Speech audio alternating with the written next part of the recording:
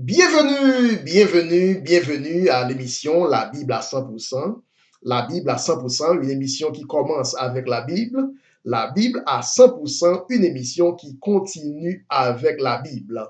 La thématique d'aujourd'hui sera intitulée Les 4 similarités entre l'arbre de la vie et l'arbre de la connaissance. Les 4 similarités entre l'arbre de la vie et l'arbre de la connaissance du bien et du mal. Tout d'abord, nous voulons rendre gloire et honneur à notre Seigneur, le Seigneur Jésus-Christ, en son nom et en sa personne.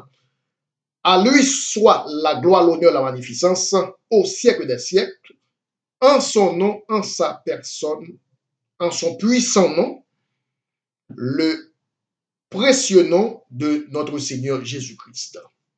Oui, comme sujet, 4 similarités entre l'arbre de la vie et l'arbre de la connaissance. Dans la Bible, le mot arbre est utilisé dans plusieurs contextes. Dans la Bible aussi, le mot fruit est utilisé dans de divers contextes.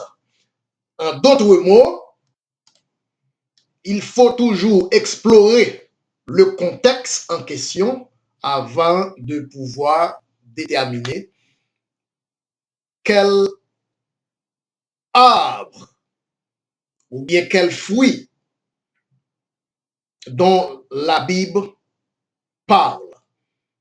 Donc, aujourd'hui, nous allons découvrir et étudier les 4 similarités entre arbre de la vie et arbre de la connaissance. Mais avant tout, il faut d'abord identifier ce qu'est l'arbre de la vie, ce qu'est l'arbre de la connaissance du bien et du mal.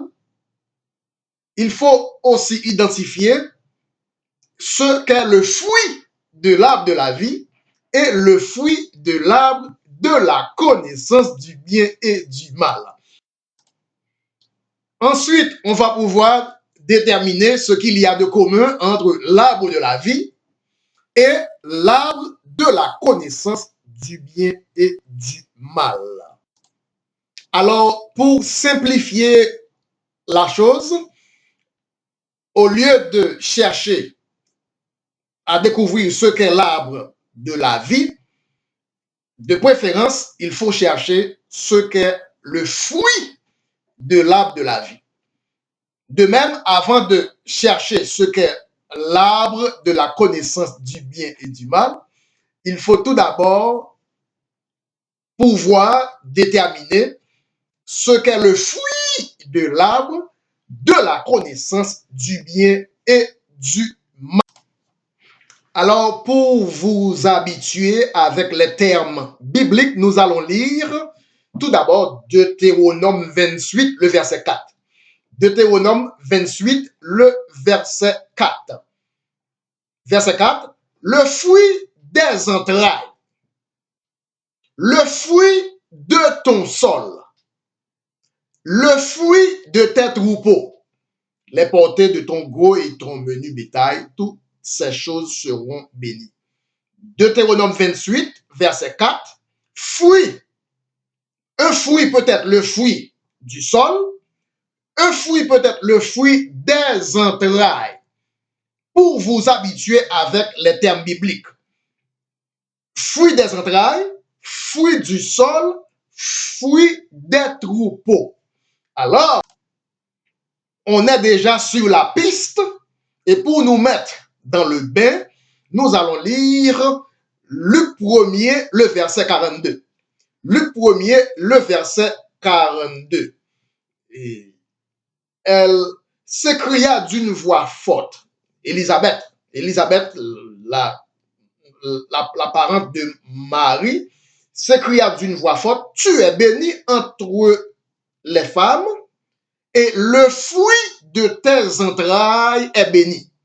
Le fruit de tes entrailles est béni. Luc 1er, verset 42. Déjà, puisque la Bible parle de fruits des entrailles, la question est, est-ce que le fruit de l'arbre de la vie est un fruit du sol? Est-ce que le fruit de l'arbre de la vie est un fruit des entrailles?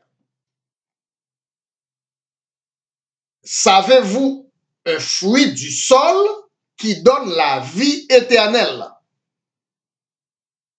Savez-vous aussi un fruit des entrailles qui donne la vie éternelle?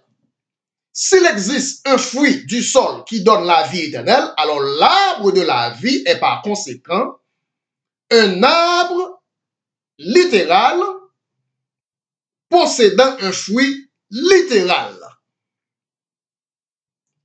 Existe-t-il un fruit des entrailles qui donne la vie éternelle? Certainement. Le fruit des entrailles qui donne la vie éternelle est identifié en la personne du Seigneur Jésus-Christ. Jésus-Christ est un fruit des entrailles qui certainement donne la vie éternelle. Par conséquent, l'arbre de la vie n'a rien à voir avec un fruit du sol littéral, mais cependant, c'est de préférence un arbre produisant un fruit des entrailles. Car, certes, un fruit des entrailles, Jésus-Christ, en chair et en os, est né d'une femme et Jésus-Christ est le fruit des entrailles qui possède et qui donne la vie éternelle. Donc, d'ores et déjà, l'arbre de la vie éternelle doit donner un fruit qui donne la vie éternelle. Et le fruit qui donne la vie éternelle ne peut pas être un fruit du sol au sens littéral. Le fruit qui donne la vie éternelle est le fruit des entrailles. Jésus-Christ est un fruit des entrailles, né d'une femme. Verset, Galates 4, verset 4. Galates 4, verset 4, Jésus-Christ né d'une femme. Galates 4, verset 4. Lorsque les temps ont été accomplis, Dieu a envoyé son Fils, né d'une femme. Né d'une femme.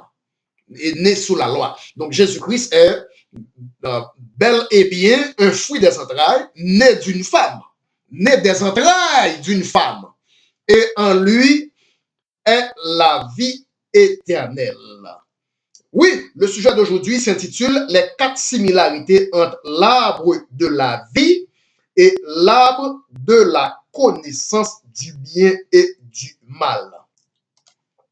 D'habitude, dans la pensée humaine simple, dès qu'on entend parler d'arbres ou de fruits, tout ce qui vient à l'idée est un fruit littéral.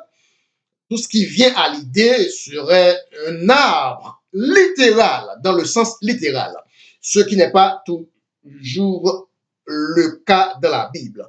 Arbre de la Bible, fruits de la Bible sont utilisés à des tournures différentes dans des cas divers.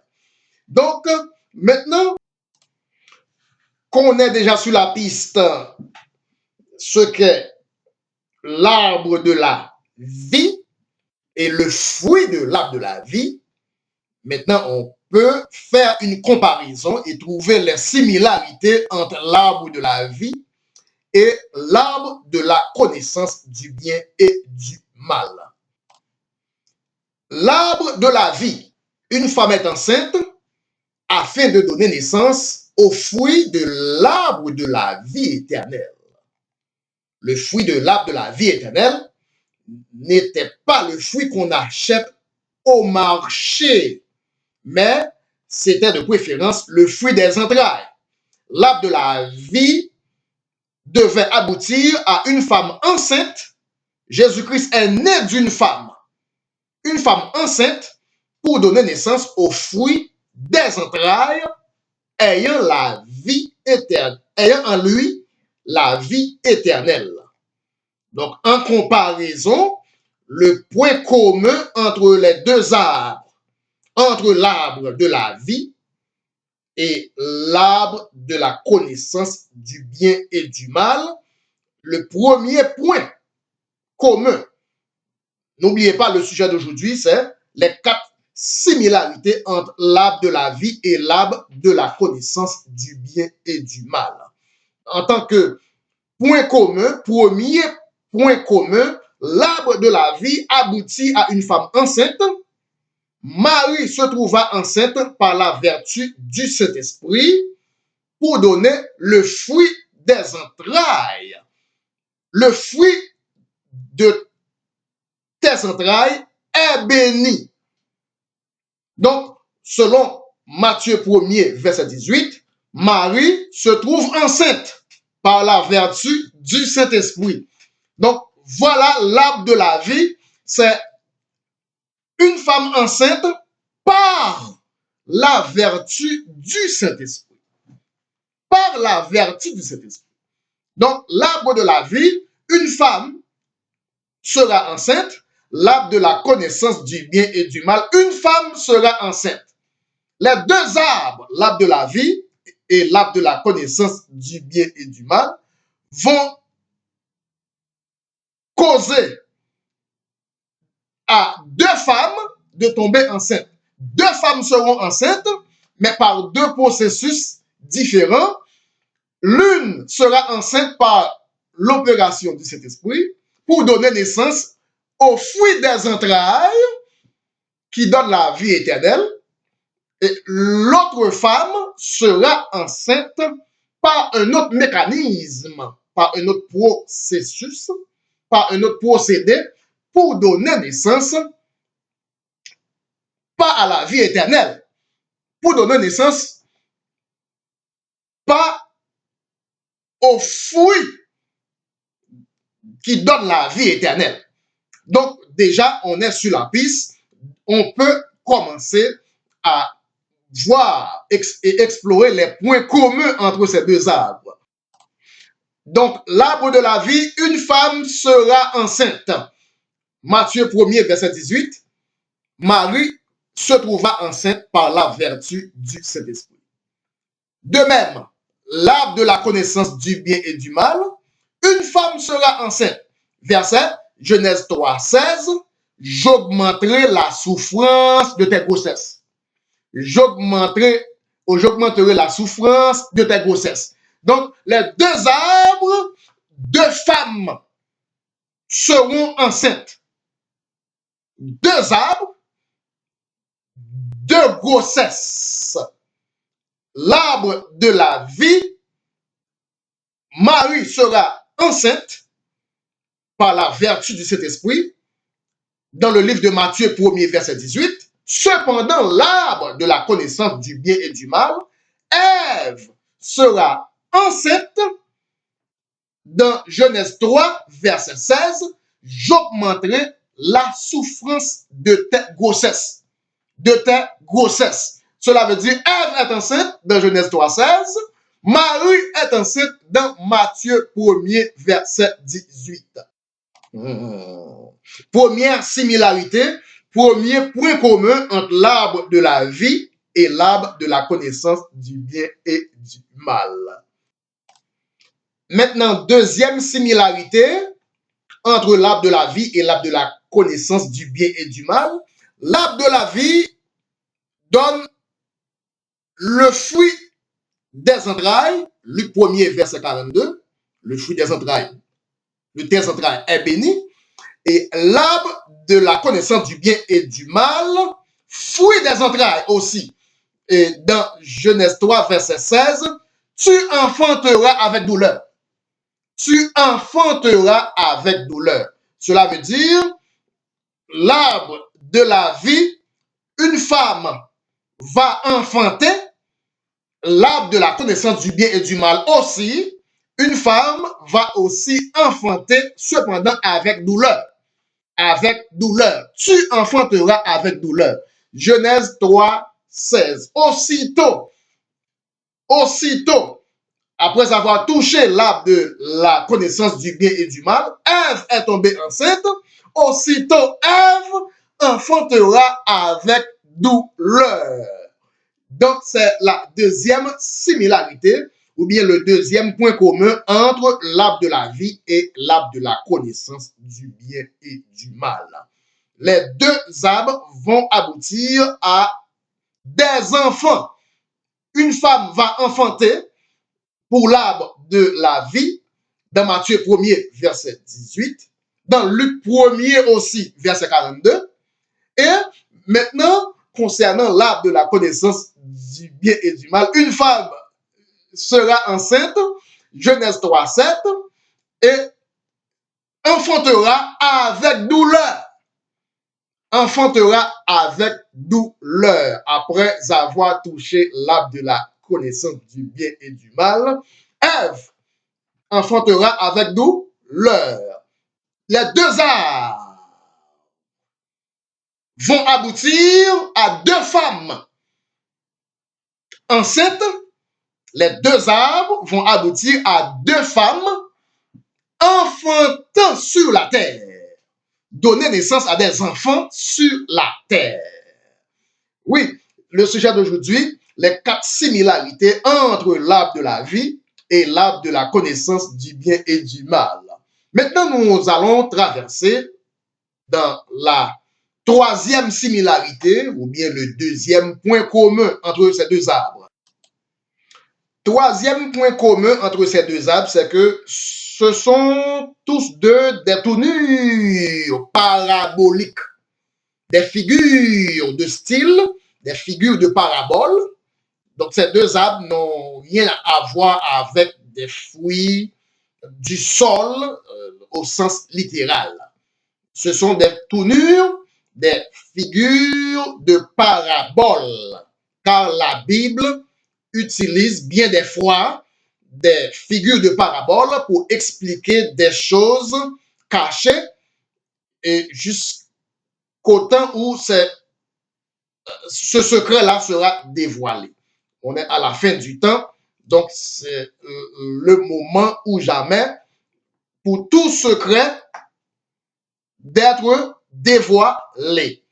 Donc, le secret est dévoilé, l'arbre de la vie s'est dévoilé, ce n'est pas un arbre à fruits du sol littéral, l'arbre de la connaissance du bien et du mal. Non plus, ce n'est pas un arbre à fruits du sol qu'on va acheter au supermarché.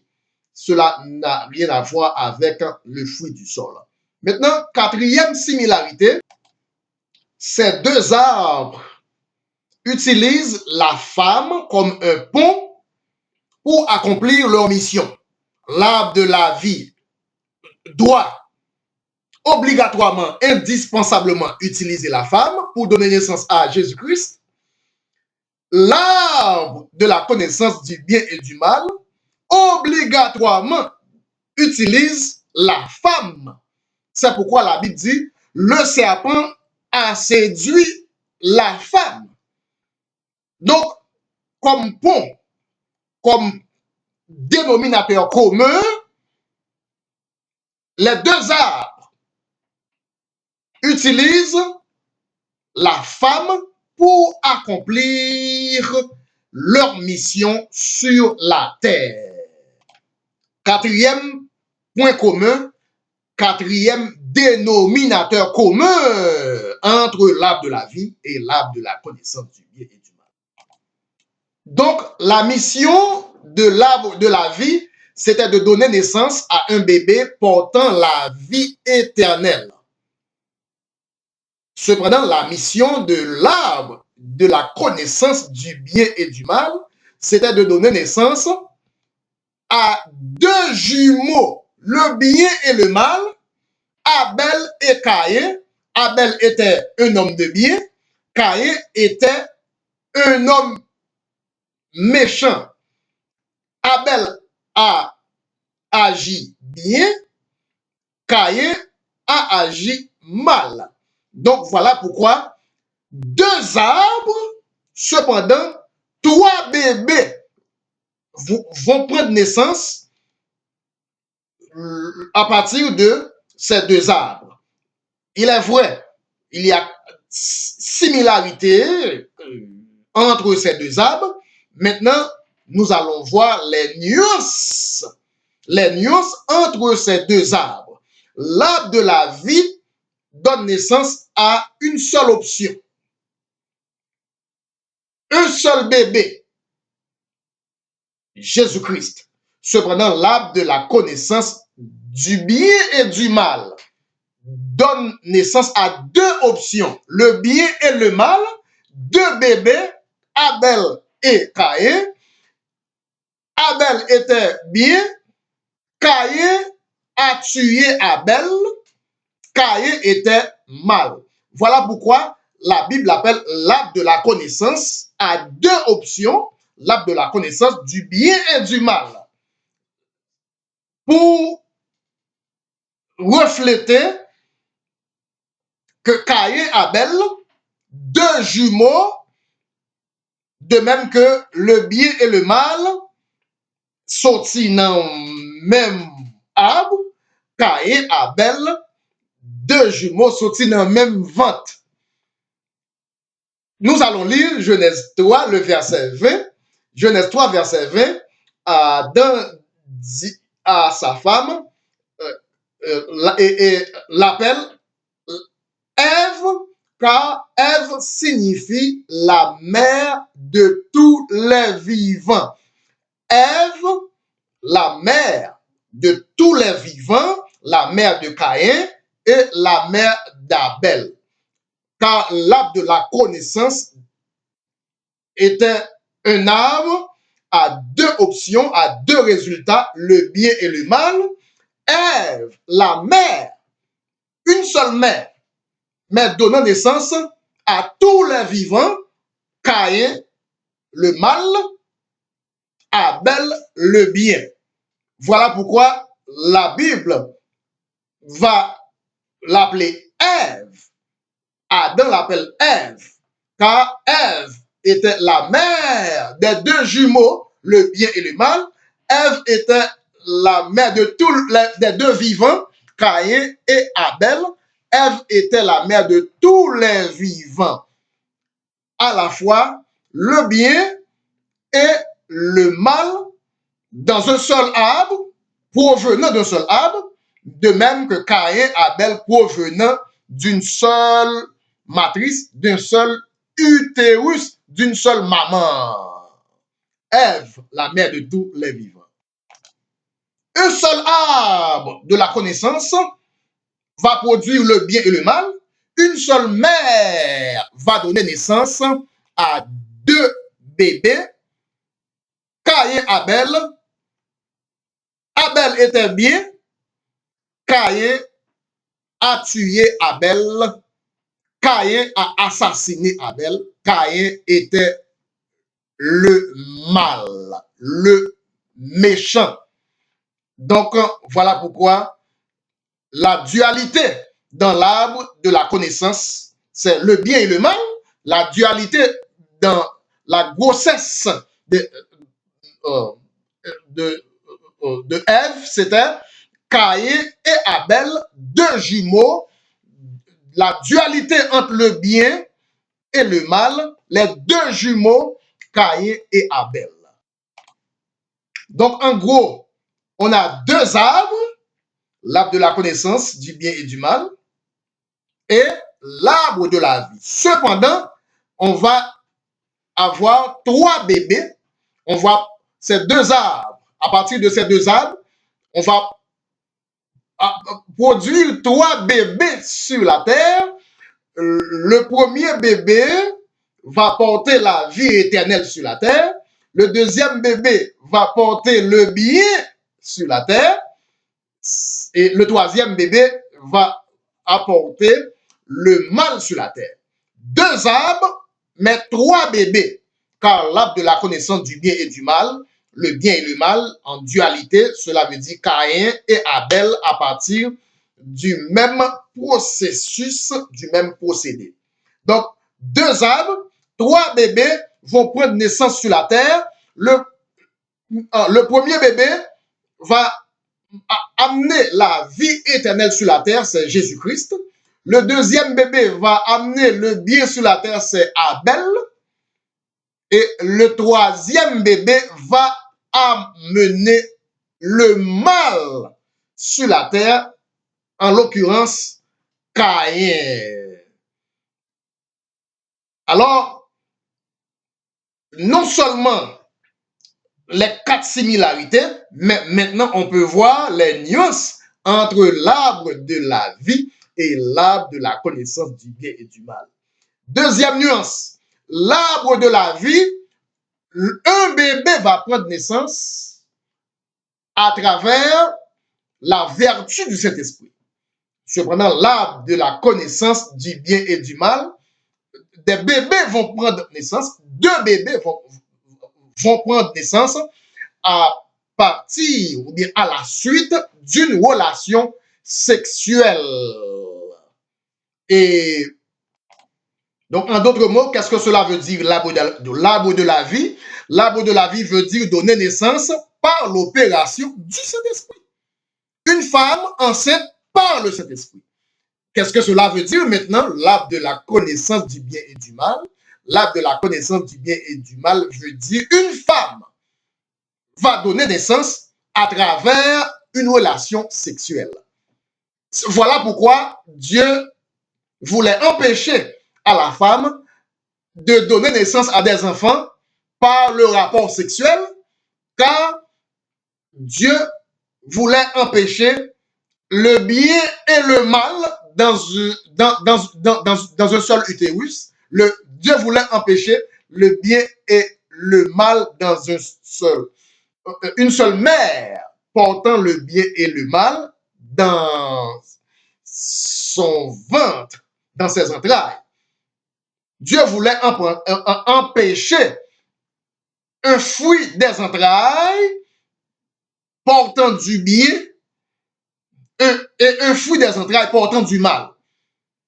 Toute femme devait enfanter par l'opération du Saint-Esprit.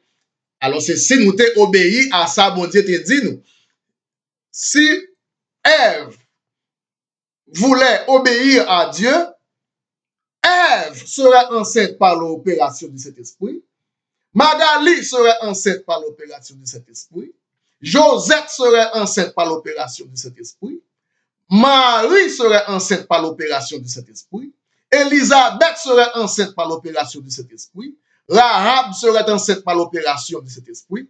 Toute femme sur la terre serait donc enceinte par l'opération du Saint-Esprit, arbre de vie, fruit des entrailles. Toute femme devait produire un fruit des entrailles et directement, ce fruit des entrailles serait un bébé ayant aussi la vie éternelle dès la naissance. Voilà pourquoi on a consécuité de donner naissance à des bébés par l'opération du Saint-Esprit. On a choisi de préférence de donner naissance à des bébés par la relation sexuelle. Mais 4000 ans plus tard, Dieu par sa grâce va ouvrir la porte et pour la première fois, l'arbre de la vie va donner naissance à un bébé. Pour la première fois, une femme sera enceinte par l'opération du Saint-Esprit. Un exemple, pour faire nous, ça nous a raté en Éden. Un exemple, pour ouvrir